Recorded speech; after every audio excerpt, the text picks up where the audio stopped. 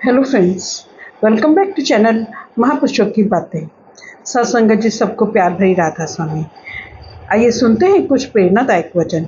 ये वचन राधा स्वामी सत्संग व्यास द्वारा प्रकाशित पुस्तक साईं बुल्ले शाह में से लिए गए हैं। इस पुस्तक के पेज नंबर 26 पर उल्लेख है, तज़व्वुफ़ अर्थात सूफी मंत्र उस अमली रूहानी साधना का नाम है जिसके द्वारा परमात्मा के प्रेमी और भक्त अपने मन, खुदी या नफस अर्थात अहम का नाश करके परमात्मा से मिलाप की बका अर्थात अमर अवस्था में पहुंच जाते हैं। सूफी, वली अल्लाह, दरवेश और फकीर उन मुसलमान भक्तों को कहा जाता है जिन्होंने अहम के त्याग और रूहानी अभ्यास के द्वारा अपने अंदर सहज ज्ञान प्राप्त कर लिया हो। इन भक्तों का मनुष्य जीवन और उनकी समस्याओं के प्रति एक विशेष दृष्टिकोण होता है। वे इस बात पर जोर देते हैं कि मनुष्य मन, इंद्रियों और बुद्धि के परे ऐसी निर्मल रूहानी अवस्था प्राप्त कर सकता है जिसमें उसको संसार में दिखाई दे रही क्षणभंगुर अनेकता के पीछे छिपी एक अमर सर्वव्यापक एकता का ज्ञान हो जाता है। इस अद्भुत अनुभव द्वारा जीवात्मा समय और स्थान के बंधनों और इनके कारण पैदा हुए अनेक प्रकार के दुखों से मुक्त हो सकती है।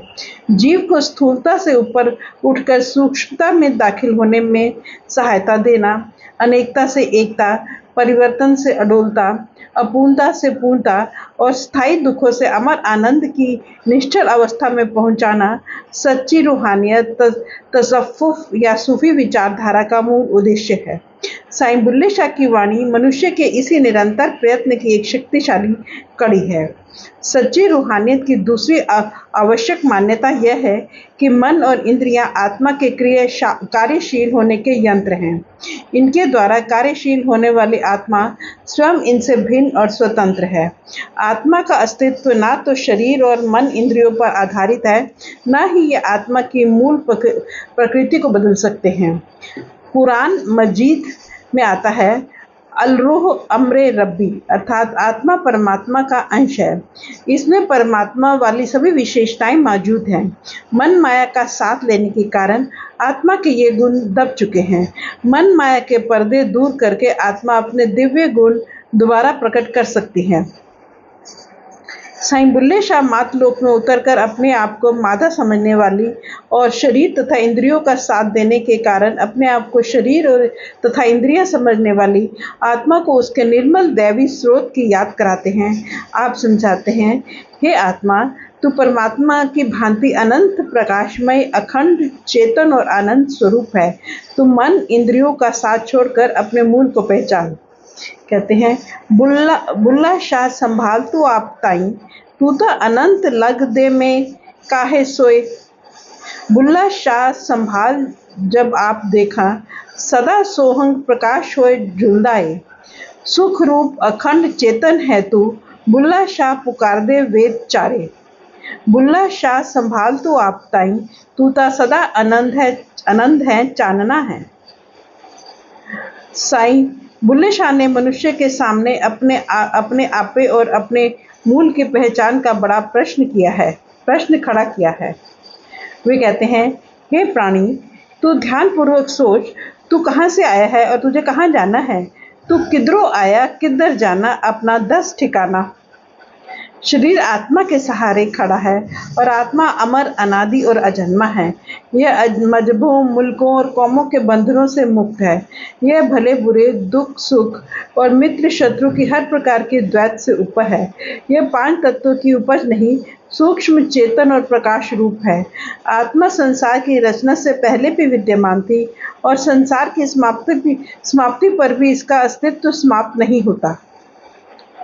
मन और इंद्रियों से बंधा जीव अनेक प्रकार के बंधनों में जकड़ा हुआ है, परंतु इसमें इन बंधनों को तोड़कर पुनः स्वतंत्र होने की शक्ति विद्यमान है।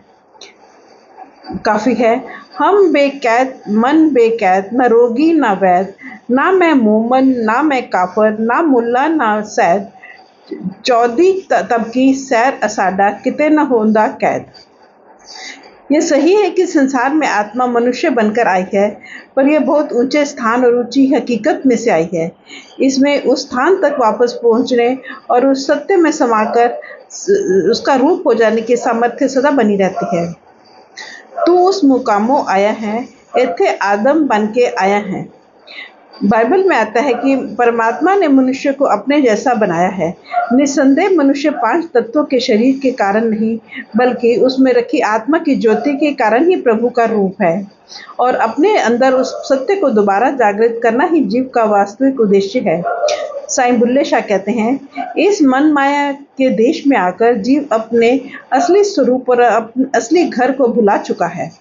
उसको ये ज्ञान नहीं कि उसके अस्तित्व का वास्तविक आधार ये सर्वशक्तिमान, सर्वज्ञाता और आनंद स्वरूप परमात्मा है।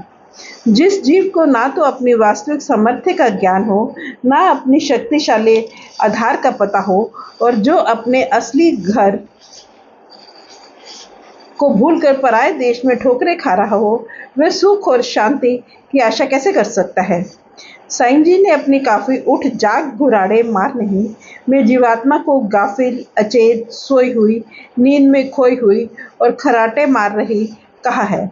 आप उसको अहंकारी हुई, यौवनमती, रूपमती, संयम से रति, बातों में मस्त, कुचज्जी और निर्लज कहते हैं।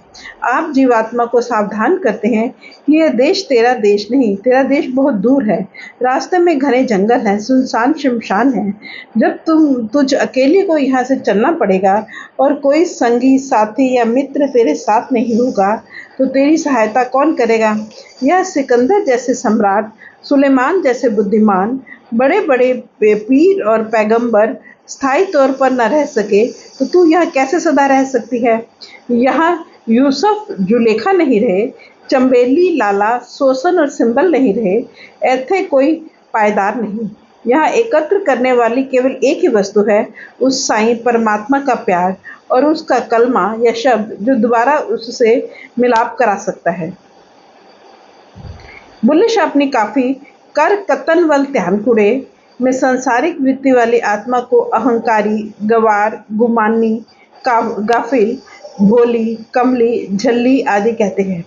आप कहते हैं कि यदि तू संसार में यह काम नहीं करेगी जिसके द्वारा प्रीतम से मिलने के योग्य बन सके, तो यहाँ से रिजक विहूनी अर्थात खाली हाथ जाएगी। इसके विपरीत कत कुड़े न वत कुड़े काफी में समझाते हैं कि यदि तू पूनी पूनी भी काटेगी, तुझे यहाँ से नंगा नहीं जाना पड़ेगा। यदि दहेज के बिना जाएगी तो पति को कैसे रिझाएगी, तो फिर क्या किया जाए। आप कहते हैं, जे दाज विहूनी जावेंगी तो किसे मूल न भावेंगी, उथे शाह नु किवें रिझाएंगी, कुछ लै फकीरा दी मत कुड़े। बाबा फरीद ने अज्ञानी जीव की तुलना नदी के किनारे खेलों में व्यस्त बगुले किसे की है, जिसको संसार की वास्तविकता और अपनी मौत का कोई ज्ञान नहीं है। आप कहते हैं, संसार में 2 प्रकार के जीव हैं, एक सुचेत और दूसरा अचेत। समझदार जीव संसार की वास्तविकता को समझते हुए ऐसा मार्ग अपनाते हैं कि दीन और दुनिया अर्थात परमात्मा और स्वार्थ दोनों संवर जाते हैं, परंतु बेपरवाह मनमुख ऐसे अज्ञान में कर्म कर बैठते हैं कि लोक और परलोक दोनों बर्बाद कर लेते हैं। प्रसिद्ध सूफी खलीफा अब्दुल मलक जीव को सावधान करते हैं कि यह संसार एक पुल है जिसको दूसरी ओर जाने के लिए प्रयोग करना चाहिए, घर बनाने के लिए नहीं। आदि ग्रंथ की सारी वाणी मनुष्य के इस संकट को चित्रित करती है कि वह अज्ञानतावश झूठ को सच और सच को झूठ समझ रहा है। गुरु तेग बहादुर साहब ने अज्ञानी जीव को बौरा, अचेत, अधम, मूर्ख, गवार, भूला हुआ, कुमत्ती, लाजहीन, अंध, अजान कहा है और उसको चतुर सुजान बनने की प्रेरणा दी है। उसके सब दुख इस कारण है कि वह संभालने योग्य वस्तु से बेखबर है और त्यागने योग्य वस्तु के पीछे लगातार दौड़ रहा है। साईं बुल्ले शाह मायावी संसार को कुसुम्भड़े का बाग कहते हैं। कुसुम्भड़े के फूल जितने चमकीले, भड़कीले और आकर्षक होते हैं, उतने ही अस्थायी और दुखदायी होते हैं। कुसुम्भड़े के सुंदर रंग के कारण इसके बारीक कांटे भी भले लगते हैं, परंतु इनका ये डंक बहुत विनाशकारी होता है। इस कुसुम्भड़े दे कंडे भलेरे, अड़ चुंडरी पाड़ी। अज्ञानी जीव कुसुम्भड़े के ढेर जमा करता रहता है, जबकि एक फूही अर्थात छोटा सा टुकड़ा भी साथ नहीं जा सकता। नी में कुसुम्भड़ा चुन चुन हारी, अर्थात जीव अनंत काल से माया को जीतने के असफल प्रयत्न में परेशान हो रहा है। अज्ञानी आत्मा के पार उतारे का एकमात्र साधन यह है कि वह किसी ब्रह्म ज्ञानी की संगत करे, जो इसकी उंगली पकड़कर इसको संसार रूपी कांटों से भरे बाग में से बाहर ले जाए। काफी है, मैं कमीनी कुचजी कोहजी बेगुन कौन बिचारी, बुल्ला शाह दे लाइक नहीं शाह अनायत तारी, मैं कुसुम्बड़ा चुन चुन हारी। शेख बाबा फरीद ने भी संसार को कुसुम्बड़ा, कल्लर केरी, छपड़ी, कोदरे का खेत, गुज्जी आग, खंड विच गलेफिया जहर दिया गंदला खंड विच गलेफिया जहर दिया गंदला, दुखा दी आग दा घर आदि कहकर जीव को सावधान किया है कि इसमें स्थायी सुख व शांति की आशा रखना भारी मूर्खता है। नाशवान पदार्थों के मोह में फंसकर कभी भी जीवन के मूल मनोरथ को आंखों से ओझल नहीं होने देना चाहिए। आप कहते हैं कि संसार के भोग बाहर से शक्कर जैसे मीठे हैं, पर इनका प्रभाव जहरीला है। इनमें से पैदा होने वाले संकट का जीव को अंत में पता लगता है, जब कोई उपाय नहीं हो सकता, कोई पेश नहीं चल सकती। फ्रेंड्स, अपनी इस वीडियो को आज यहीं समाप्त करते हैं। अगले वीडियो में आगे बढ़ेंगे। Thank you.